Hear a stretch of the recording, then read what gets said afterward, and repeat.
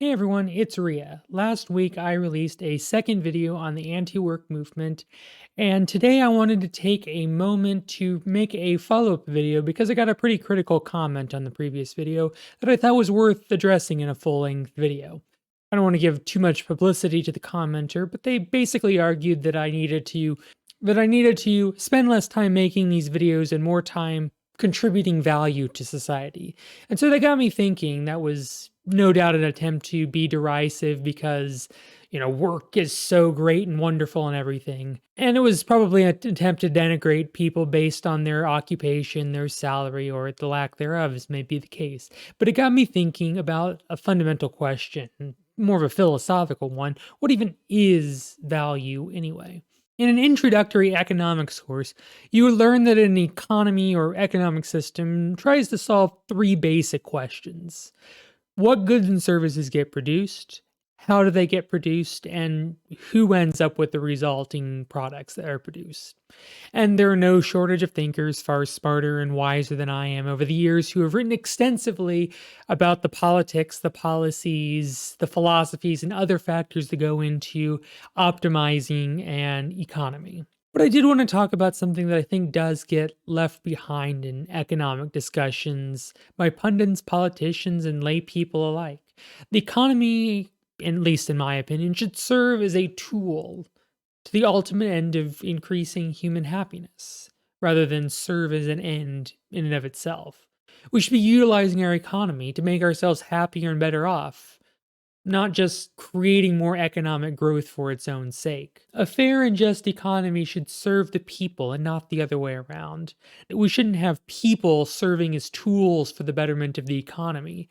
And it's certainly not the case, as Texas's lieutenant governor said, that people should be willing to sacrifice ourselves and just die for the sake of the economy.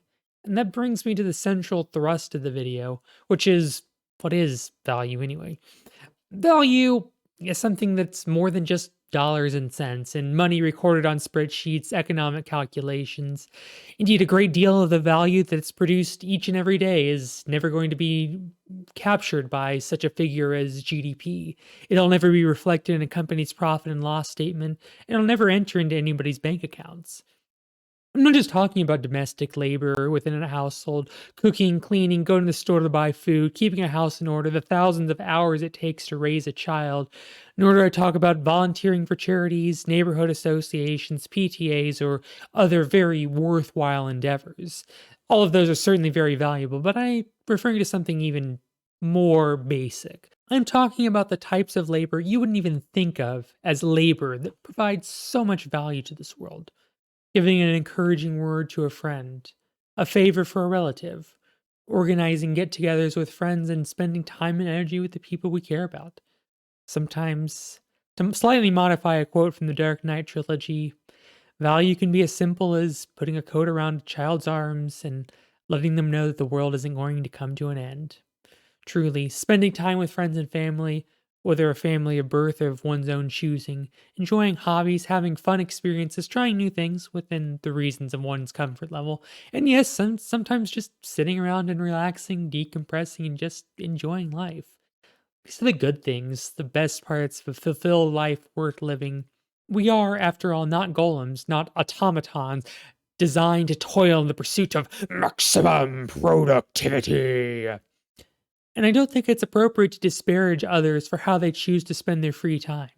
It's curious, and perhaps a bit ironic, that I was chastised for spending so much time and energy making these videos by someone who was spending time and energy and no small amount of effort to type out an incoherent and ill-formulated response in the comments section down below. Honestly, I feel really bad for the people whose lives are so miserable, whether by circumstance or by the calamitous cavalcade of countless crummy choices, that they need to drown themselves in work to feel that they have any value to contribute to society. And even then, in the end, I can't imagine it would be a particularly enjoyable life. Money and the work needed to acquire it are not ends in and of it themselves. There is no virtue in toil for its own sake. And I feel sorry for people who are proud to say that they work 60, 70, 80 hours a week or more, as though to say that they really truly have nothing else to look forward to, no other hobbies, interests, or experiences to enjoy with their time in this world. I do realize that some people have to work that hard because of circumstance, and I will never denigrate people who need to provide for their families and are stuck working in this unjust economy because they can't find anything better. But for those people, I still think that it's so important to talk about this so that hopefully we can look to make our economy better. And I will argue, and I will stand by that argument that any job that needs to be done that people think is a job that needs doing is a job that deserves to be paid a living wage.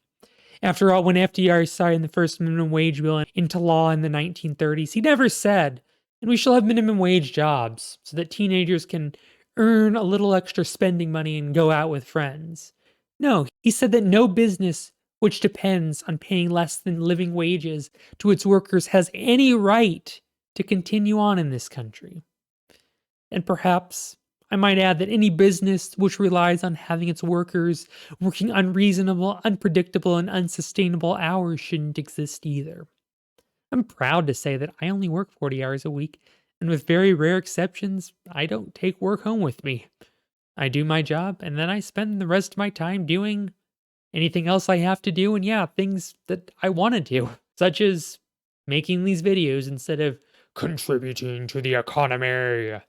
And I'm okay with that because I don't feel any shame that I don't toil meaninglessly for the sake of work ethic. Because ultimately, the economy should always come second to our own wants and needs, our human needs.